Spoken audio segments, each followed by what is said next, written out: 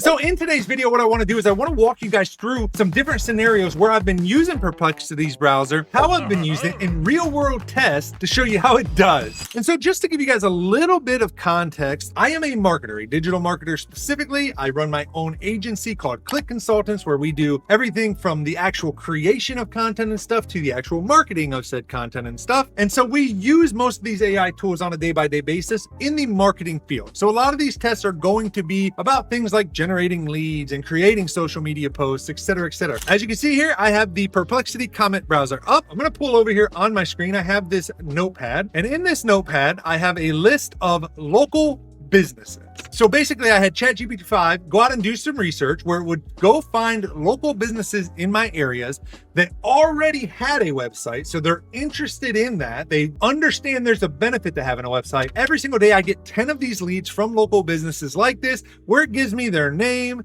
the category of what they're in, their website, the contact person, the email, their phone number, and some notes about their website that the ChatGPT picked up. And I'm going to log into my Gmail here. Up here in the top right, we have the assistant button. I'm going to click on that. And you can see right off the bat, it picks up that I'm in my Gmail tab. And you know this because if you look at the suggestions, it all shows a little Gmail icon. It says, what are my upcoming trips? Find important unanswered emails. Help compose a reply. Check recent order status. What we are going to do is I'm going to write a little prompt here, and I'm going to say, I have a list of local businesses, including their website, URLs, contact information. I want to write and send a personalized email to each of these prospects, offering my services, completely redesign their website. Here is the info. Please visit their sites, find out about them, create a custom email, and send it to them via my Gmail account. So now we're going to just copy and paste in that document I showed you before, and we're going to hit enter. As we can see, it's going through and it's gathering detailed website content to craft personalized outreach messages, and it's starting with this one. Now it's writing an email. It doesn't automatically send the email on your behalf. There might be a way to change this in the settings. I don't know, but I actually prefer it this way because I can review it. Now you can see, just like I said, there are issues. For example, it added a source in here. And I also don't like to highlight your map, so I'm just going to change this bit. I'm actually going to give it the Click Consultant's phone number, and we're going to then hit send. So now it's going to send that one, done. And now what it's going to do is it's going to go to the next one. So it's going to go through these one by one. And this is what I was talking about, where you do still have to kind of guide it and all of that. Also, I didn't even know it would do this actually. Based on the last email where I changed my phone number and put the correct business line, it did that automatically in this next one. Send. Boom. That one's done. Perplexity generating all the content, everything. Now the problem is, because I use ChatGPT to do this, ChatGPT has conversational knowledge to where it's not going to give me the same ones over and over. I can already tell right now that this one's going to end up giving me businesses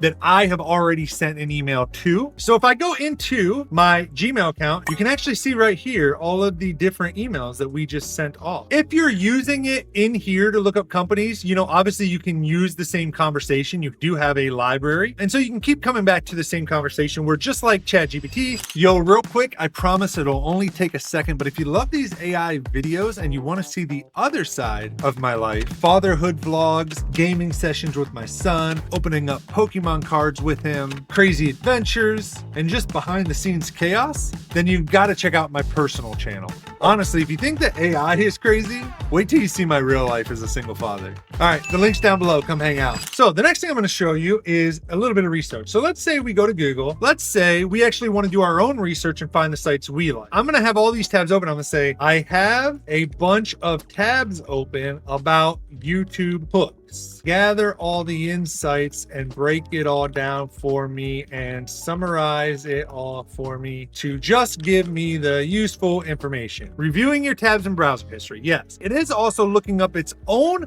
strategies, but I do like, again, that it's going to pull from the stuff I found and then it adds on stuff, which is fine with me as well. So again, you know, it just gives you different things: hook library, plug and play examples, implementation flow for future videos, etc., etc. So you can use it for research like this, both both in having it actually do the research, but also having it assist you in the research and allowing you still to be a part of that process if you want to make sure that you're only getting the highest quality sources in your answers. And then I'm going to show you guys one more thing that I think is pretty cool, that I'm going to go to my specific YouTube channel and I'm going to go to my videos tab and I'm going to tell it, I have my YouTube channel. I would like for you to review my last 20 videos. Give me any suggestions you may have on improving the SEO on the videos. So it says, title upgrade. I tried Girlfriend AI for 24 hours and here's why it felt 100% real. Full review. I actually love that. So what I'm going to say is, I'm going to say, can you please update my most recent video with these changes? However, do not save anything. Let me actually hit the save button once I confirm it's all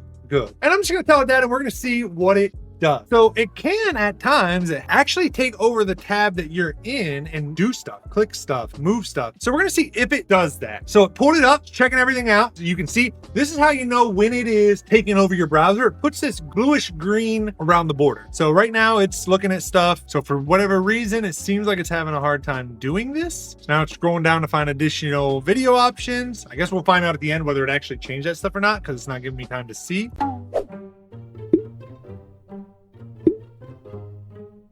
I'll just help you out. Give me the title to change the current one to, and I'll do it for you. All right, and then that's done. So now if we go back to our YouTube, here we go. Here's our new titles. And to be honest, I like them better. All right, so now what we're gonna do, guys. So Fathers for Fair Custody, if you don't know, if you're new around here, this is my advocacy brand for fathers for fair custody. I believe that fathers do not get treated equally here in the United States and all across the world. And so I have this nonprofit agency. So we're just gonna go to the homepage and I'm gonna say, I'm on my website. I would like for you to get an idea of what it's all about, my brand. I would then like for you to research some of the latest news happening across the United States in regards to fathers' rights. All right, so that's what we're gonna say. Let's say, go with Supreme Court expands opt-out rights, a win for parental voice in schools. We're just gonna say, okay, this is good. So create a blog post that is well thought in my style, tone,